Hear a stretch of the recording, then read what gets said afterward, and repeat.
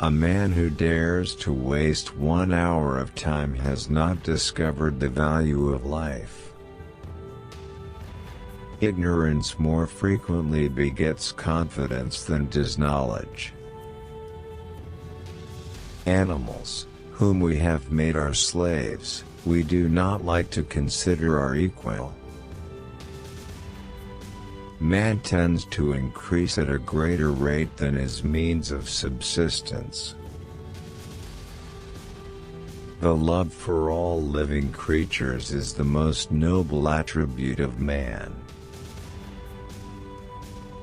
My mind seems to have become a kind of machine for grinding general laws out of large collections of facts. On the ordinary view of each species having been independently created, we gain no scientific explanation. A scientific man ought to have no wishes, no affections, a mere heart of stone. The mystery of the beginning of all things is insoluble by us, and I for one must be content to remain an agnostic. Intelligence is based on how efficient a species became at doing the things they need to survive. Blushing is the most peculiar and most human of all expressions. I love fools' experiments. I am always making them. The highest possible stage in moral culture is when we recognize that we ought to control our thoughts. This preservation of favorable variations and the rejection of injurious variations, I call natural selection or the survival of the fittest. One general law, leading to the advancement of all organic beings, namely, multiply, vary, let the strongest live and weakest die. If the misery of our poor be caused not by the laws of nature, but by our institutions, great is our sin. The survival of preservation of certain favored words in the struggle for existence is natural selection. I have called this principle, by which each slight variation, if useful, is preserved, by the team of natural selection.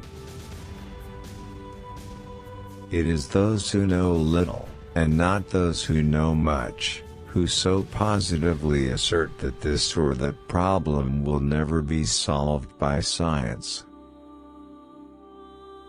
Man tends to increase at a greater rate than his means of subsistence.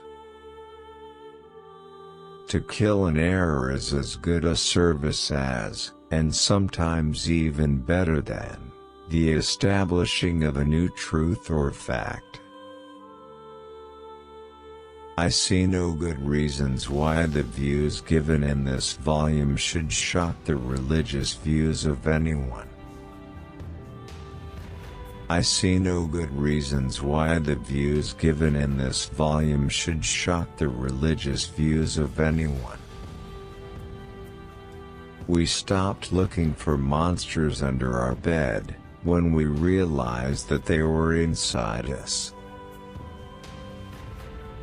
What a book a devil's chaplain might write on the clumsy, wasteful, blundering, low, and horribly cruel work of nature. Man is descended from a hairy-tailed quadruped, probably arboreal in its habits. I am turned into a sort of machine for observing facts and grinding out conclusions. How paramount the future is to the present when one is surrounded by children.